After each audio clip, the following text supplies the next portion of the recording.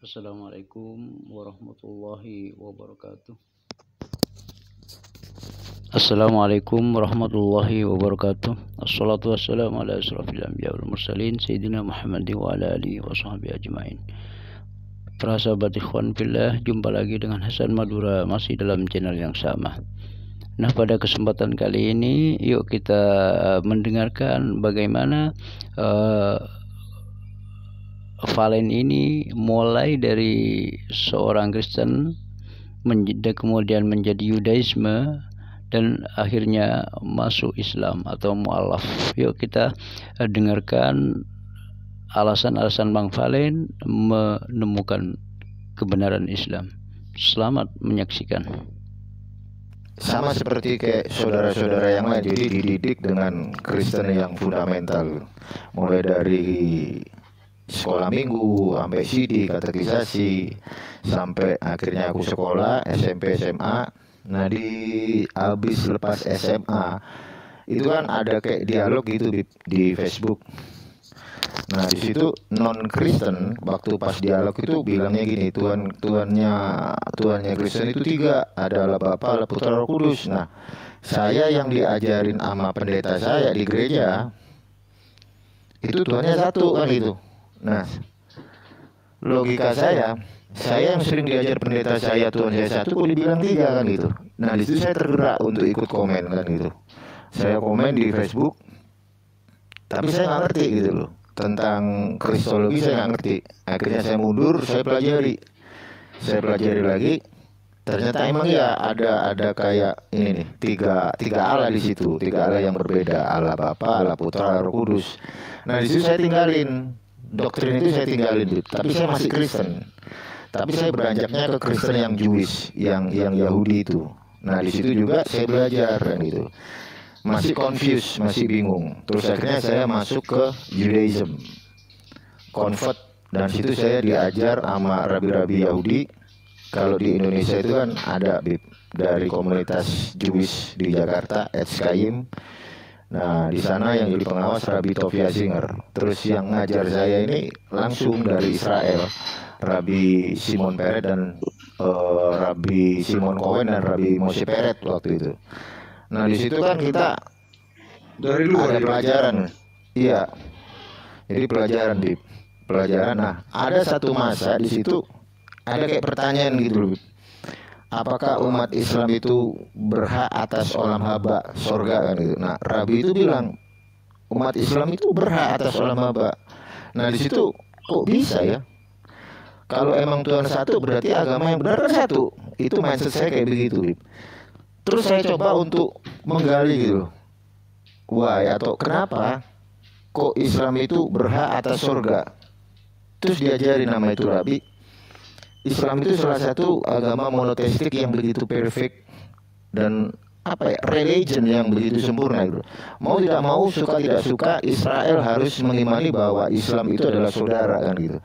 Berangkat dari bapak segala bangsa, Abraham atau Ibrahim itu kan punya dua anak dari anaknya Sarah sama anaknya Hagar.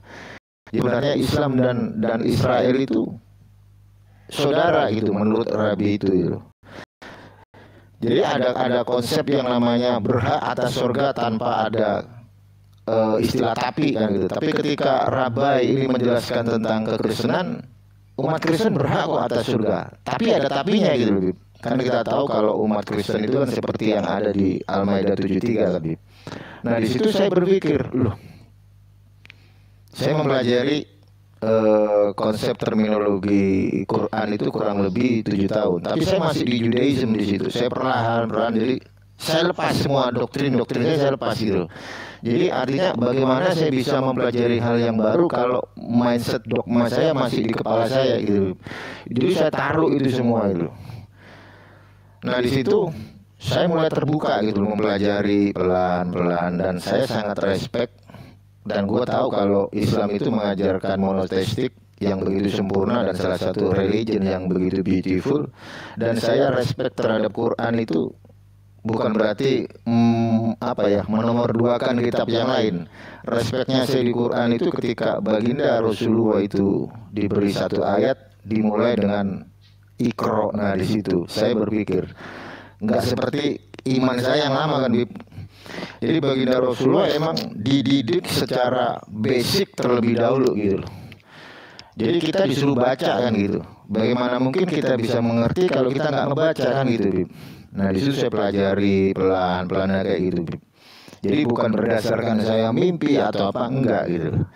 Bahkan ketika saya melihat satu narasi di Knesset Yerusalem, di mana di sana ada 2 rabai besar di Yerusalem dan juga ada satu petinggi dari Hebron, siapa saya agak lupa namanya. Rabbi Meir itu membuka satu dialog kecil, Bib. Seharusnya Judaism dan Islam berdiri atas halakha dan syariat masing-masing, dan itu ditimpali dibalas sama petinggi Islam dari Hebron. Siapa itu saya juga agak lupa. Dia bilang begini, saya yang dari Islam itu, petinggi Islam di Hebron, bagaimana kalau nanti bapak kita datang, Abraham, terus Abraham bilang, kurang apa Tuhan Allah kita memberi kita rizki, memberi kita berkat, kurang apa Tuhan Allah kita? Terus Rabbi Meir menimpali juga, sesungguhnya Islam dengan Judaism dengan Bani Israel yang taat itu satu dalam Batra. Itu menurut Judaism gitu loh. Artinya kalau kita mereka ngomongin Batra, berarti gue teringat kapal dari Nuh. Nuh itu kan Muslim juga kan. Nah di situ saya mulai, berarti literatur tentang Jewish itu benar gitu loh. Dan saya juga pernah berdialog kecil dengan ketua Rabi Indonesia UIGC, Rabi Benyamin Meiser. Saya berdialog kecil, saya tanya, bukan saya yang nanya, dia bertanya, Valen, lu percaya nggak kalau nur cahaya Islam itu ada sebelum Nuh? Tahu dari mana? Gue bilang kayak gitu. Akhirnya gue mencari referensi dari Rabbi Ben Abramson. Rabbi Ben Abramson juga menarasikan yang sama gitu. Akhirnya saya terlibat dialog kecil di situ. Nah, kalau nur cahaya Islam sudah ada di zaman Adam, kenapa saya yang goyim atau bangsa di luar Israel kok nggak memeluk Islam gitu loh? Padahal di dalam perspektif Jewish, Islam itu salah satu agama yang menjunjung tinggi yang namanya monoteistik, salah satu religion yang begitu beautiful. Nah, di situ saya hijrah ke Islam. Kayak gitu singkatnya. Jadi antum nih mualaf sudah berapa tahun ini, abang? Kurang lebih 4 bulan. Masya Allah baru ya. Masya Allah. Semoga selalu istiqomah ya. Iya, amin Bib. Doanya Bib. Nah, insya Allah. Alhamdulillah ini ada orang Kristen yang insya Allah akan bersyahadat di Bang BPS Simbolon. Assalamualaikum. Waalaikumsalam Bang BPS.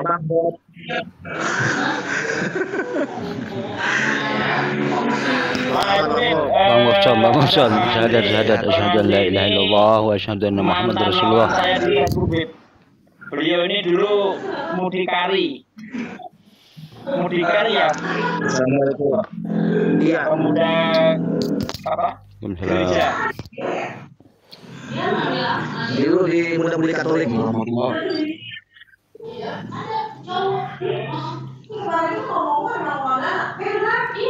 Ada suara banyak ada di belakang. Iya, masih rame. Silakan. Bib itu kenalan sama Bang Bob Simbolon. Assalamualaikum Bib. Waalaikumsalam abang. Gimana kabar ini? Alhamdulillah sehat Bib. Asli mana antum bang? Saya aslinya Batak Bib, tapi lahiran besar di Riau. Orang Riau. Iya. Nih Abdul Somad nih. Ustaz Abdul Somad. Sekampung dengan saya itu Bib. Bang. Nah bang. Kenapa Ya, Bib? sekampung dengan saya beliau nih. Sekampung dengan antum. Iya. Oh iya, dengan Ustaz Sugi. Masya Allah. Tetanggaan. Tetangga beda kabupaten. Iya, beda kabupaten. Malam ini sidang sepertinya ditunda deh. Terdakwa Ya. nggak ada. Malam ini aku jadi saksi Bang Hendy. Orang terdakwanya nggak datang, kabur. Nggak apa-apa, in absensi aja pemeriksaan saksinya malam ini. Ya boleh nggak apa-apa. Nanti hakimnya Bang Hendy aja. DPU-nya Ustadz Sugi, paniteranya Bang Valen, Bang Umar. Tapi semalam lucu loh ya, bener loh itu.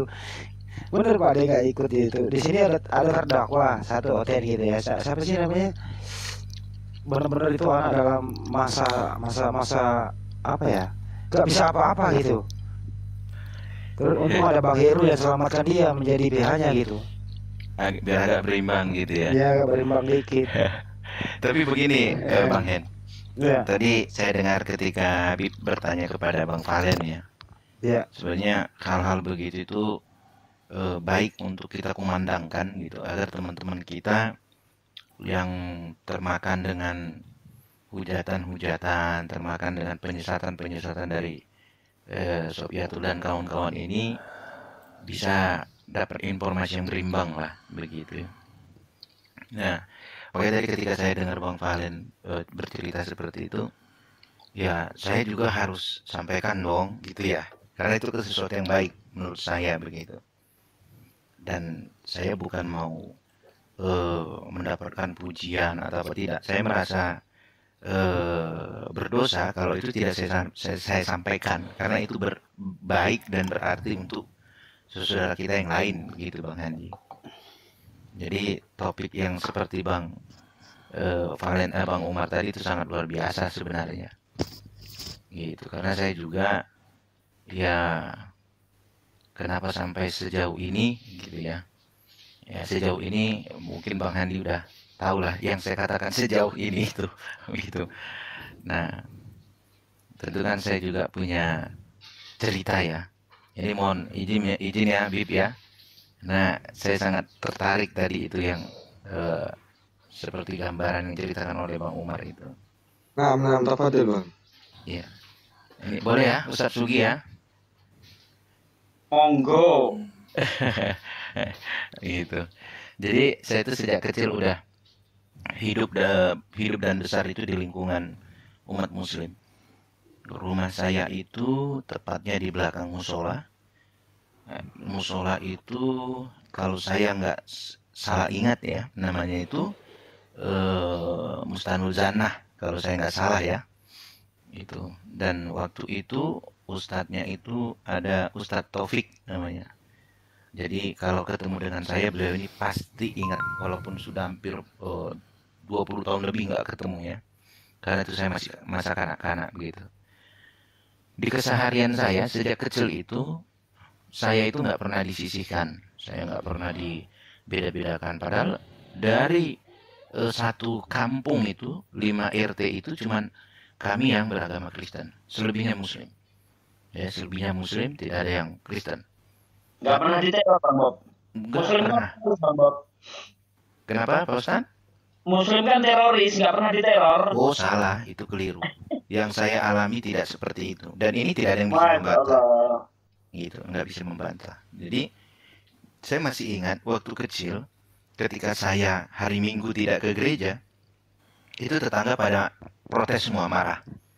Jadi karena kebetulan tetangga saya itu dari Pacitan ya, orang Jawa dari Pacitan itu, jadi ngomongnya itu gini, kowe ora sembahyang gitu, enggak boleh gitu, arep dadi opo kowe iki gitu loh. Jadi mereka marah ketika saya tidak ke gereja di hari Minggu gitu loh. Mereka mengingatkan saya untuk melakukan ibadah saya gitu. Jadi tidak ada kekeluargaan yang lebih indah bagi saya ketika saya itu diminta untuk menjalankan ibadah saya. Begitu. Padahal kalau mereka mau, mungkin mereka bisa menyisihkan saya, karena kami cuma satu keluarga di tengah-tengah ratusan keluarga yang beragama Muslim. Begitu. Nah kemudian itu setiap puasa itu saya itu nggak puasa tapi ikut buka puasanya gitu. Terus pada saat sahur juga saya ikut sahurnya gitu. Saya juga ikut dalam pergaulan di musola ya. Ketika teman-teman ngaji, saya itu ikut di musola itu, saya di luar ya sambil bermain, kadang mendengarkan mereka, kadang melihat mereka begitu. Sampai setiap perayaan Isra Mi'raj ya, Maulid Nabi, apapun itu, setiap perayaan sampai raya kurban itu kami tidak pernah ditinggalkan. Kami selalu diambil, kami selalu dibawa menjadi bagian dari mereka, begitu. Itulah Muslim yang saya kenal dari kecil sampai saya kuliah. Kuliah saya harus ke Medan, saya berangkat, begitu. Nah, sampai di kursi kuliah, saya sedikit Bang Bob, sebelum dilanjut. Ini kebiasaan yang terjadi di lingkungan saya di Jawa, karena di sana Kristen itu juga minoritas ya, satu desa itu cuma ada berapa 6 orang kalau nggak salah. Nah di tempat saya kalau ada acara selamatan gitu ya, acara kenduren gitu, itu orang Kristen diundang Bang Bob. Apakah Bang Bob juga diperlakukan seperti itu di lingkungan itu? Silakan Bang Bob. Iya, saya tidak ada dibedakan sama sekali. Makanya saya tahu kalau ada acara di musola itu ya, pada saat Maulid Nabi contoh gitu, atau Isra Mi'raj itu kita selalu ikut dalam acara itu. Saya ingat betul itu ada acaranya itu, masing-masing keluarga itu bawa makanan, lalu dimakan bersama di musola itu. Saya tidak tahu apa itu namanya ya, rangkaian acara, tapi itu saya rasakan. Makanya saya tahu serundeng ya, saya tahu masakan gudeg ya, itu kan dari kegiatan-kegiatan seperti itu. Nah, sampai saya kuliah, lalu kuliah saya dipertemukan dengan hukum Islam. Begitu. Tadinya saya bingung gitu. Saya nggak tahu karena di kehidupan sehari-hari dari kecil itu di lingkungan Islam, tetapi saya belum tahu ini ada hukum Islam. Begitu. Nah, ternyata setelah saya pelajari hukum Islam ini, kebetulan bertepatan pada saat mata kuliah hukum Islam itu, saya di situ udah bener. Karena 2 semester saya itu kacau. Karena saya tadinya itu mau sekolah musik, tetapi dimasukkan ke Fakultas Hukum sama abang saya di Medan. Sehingga saya berontak, saya mahasiswa hukum, tapi tiap hari itu di Fakultas Seni Etnomusikologi di Universitas HKBP Nomensen. Nah, pada saat semester keempat, itu saya sudah serius. Nah, ketemu di situ tuh, mata kuliah hukum Islam. Nah, setelah saya pelajarin, kok ini menarik ya, gitu. Menariknya itu, kalau ibaratkan makanan, ya, rasanya bikin nagih gitu loh. Pengen lagi gitu loh. Sampai mata kuliah hukum Islam 4 SKS itu kurang bagi saya. Kurang gitu. Karena saya nagih lagi, pengen tahu lagi. Hadis, fikih ya. Itu pengen lagi sampai akhirnya setelah saya selesai dari Nomensen, saya mengambil lagi di Perguruan Tinggi Ilmu Hukum Al-Hikmah Medan. Itu di Pancing ya, di dekat Unimed itu kampusnya itu. Nah, kemudian saya belajar lagi hanya untuk memuaskan keinginan saya untuk mempelajari, memahami, mengetahui hukum Islam ini gitu. Nah, setelah saya pelajari, lalu saya berpikir lagi, wah pantesan ya waktu kecil saya di tengah-tengah umat muslim itu diperlakukan begitu. Ternyata kehidupan umat muslim itu ada hukumnya gitu loh. Ada aturannya, jadi nggak dilepas begitu saja. Gitu loh. Saya, oh ini ternyata ya. Wah, kok saya di Kristen saya tidak menemukan yang seperti ini ya. Gitu loh. Kok nggak ada hukum yang mengatur sendi-sendi kehidupan keseharian umatnya gitu. Ternyata di dalam Islam itu kompleks gitu loh, komplit gitu. Komplit itu menurut saya itu ada aturannya semua, jadi nggak bisa asal-asal bertindak, berbuat, berbicara ya, ada semua, komplit, luar biasa. Itu yang saya pelajari begitu. Nah, sampailah kepada kejadian Ahok kan gitu. Nah, kejadian Ahok saya lihat ada yang teriak-teriak gitu. Muncul pertanyaan, kok beda ya? Yang saya kenal dari kecil dengan yang sekarang ini kok beda? Ini ada apa sih gitu ya?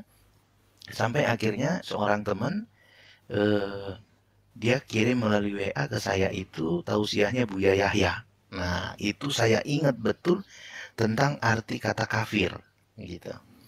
Saya dengar tausiah dari Buya Yahya itu, saya tahu maknanya, Buya Yahya menjelaskan secara gamblang, tapi saya nggak sakit hati, gitu loh. Saya nggak tersinggung. Loh, kok ini beda, gitu loh. Saya jadi paham artinya, tapi saya tidak merasa tersinggung atau merasa disudutkan atau direndahkan, gitu. Apa ya? Maksud saya itu apa ya yang membuat seorang Buya Yahya ini seperti ini, gitu loh. Berawal dari kekaguman saya terhadap seorang Buya Yahya, gitu. Setiap melihat beliau itu sejuk rasanya itu. Saya akhirnya ikutin terus tausiah dia. Saya dapat tuh, yang saya dapat dari beliau itu nilai-nilai Islamnya, nilai-nilai Islami. Makanya saya selalu mengatakan jangan pernah takut ketika hidup dengan lingkungan yang Islami, karena nilai-nilai Islam itu sangat-sangat mendamaikan, sangat menyejukkan. Terlepas dari penganutnya itu menjalankan atau tidak ya, tetapi nilai-nilai dalam kehidupan Islam itu, nilai-nilai Islami itu sangat-sangat sejuk dan damai, itu. Sehingga jangan pernah takut atau jangan ketakutan, begitu. Nah, jadi saya bisa saya simpulkan itu di latar belakangi kehidupan saya di lingkungan Muslim, lalu saya mengenal hukum Islam dan saya berusaha untuk mengejar terus apa poin-poin penting, apa hakikatnya nilai-nilai Islam itu. Ya akhirnya saya berkesimpulan paling mudah untuk mengenali Islam, kenali dari nilai-nilai kehidupan Islamnya.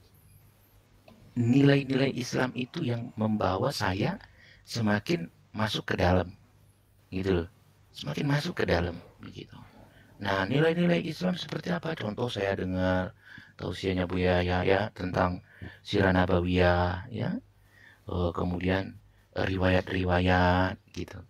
Saya nilai-nilainya kan kalau di YouTube-nya Al-Bahjah TV itu Buya Yahya ada yang bertanya, kemudian dijawab ya. Jadi langsung to the topic, begitu. Setelah pengajiannya, setelah kegiatan utamanya itu dijalankan selesai, gitu.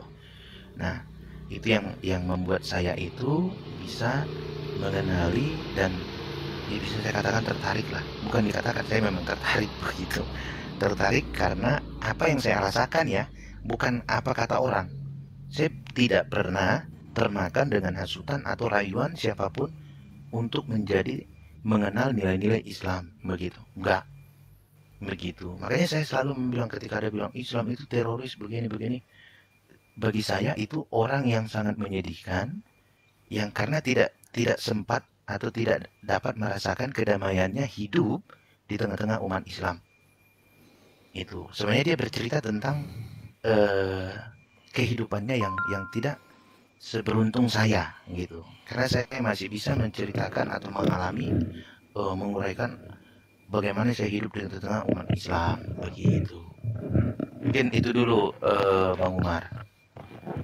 Ya, sedikit kalau boleh bertanya sama Bang Bob nih ya. Saya lihat Bang Bob ini pendalaman Islamnya sudah begitu jauh ya. Sudah belajar mengenai ilmu Islam, Anda sudah mengetahui sendiri bagaimana kehidupan Islam. Ya, jadi ketika melihat Islam itu jangan dari media. Karena media kita tahu selalu menyudutkan Islam, tapi hiduplah di tengah-tengah lingkungan Islam. Bagaimana toleransinya umat Islam itu begitu tinggi. Bahkan tadi saya ingin menyotokkan, apakah ini hanya terjadi di tempat saya, di Jawa sana. Ketika Kristen itu minoritas, mereka disinggung sedikit pun tidak pernah, Bang Bob. Ngapa kamu menyembah manusia misalnya? Tidak ada pertanyaan seperti itu, sama sekali nggak ada. Ya, bahkan sangat dihormati. Nanti ada acara. Betul, itu hanya terjadi di dialog lintas agama aja sebenarnya. Iya, ya Bang Sugi, Bang Umar ya. Yang ingin saya tanyakan gitu, apa yang menyebabkan Bang Bob hingga saat ini masih belum mau mengikrarkan 2 kalimat syahadat? Nah, itu yang ingin saya tanyakan. Masih penasaran terus terang saya ini. Jawaban saya tetap seperti yang sebelum-sebelumnya, Pak Ustadz. Kalau saya boleh meminjam istilahnya itu ya, Allah itu nggak pernah terlambat dan tidak pernah terlalu cepat. Allah itu tepat waktu dan indah pada waktunya. Gitu. Masya Allah. Itu sih kalau bagi saya ya. Tapi sejauh ini saya Afwan bang, ini ada Ustadz Juma ini mau naik bang. Ana biar ana turun dulu. Aduh. Sebenarnya ingin ngobrol lebih jauh lagi, Bib. Ya, tapi nggak apa-apa lah, Bib. Ya. Apa namanya? Lain kali bang, bisa bang. Oke.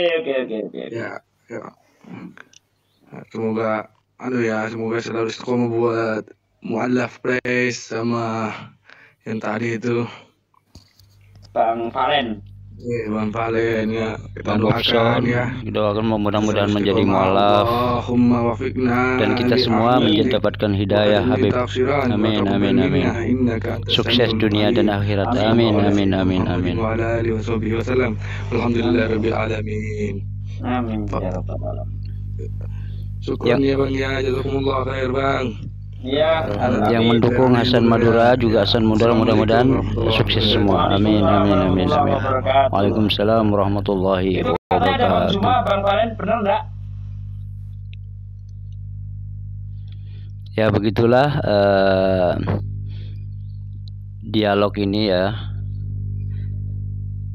perjalanan seorang Valen akhirnya menemukan Islam dari Kristen, Yudaisme, dan kemudian menemukan kebenaran Islam. Dan saya lihat di sini Bang Bobson juga seperti itu.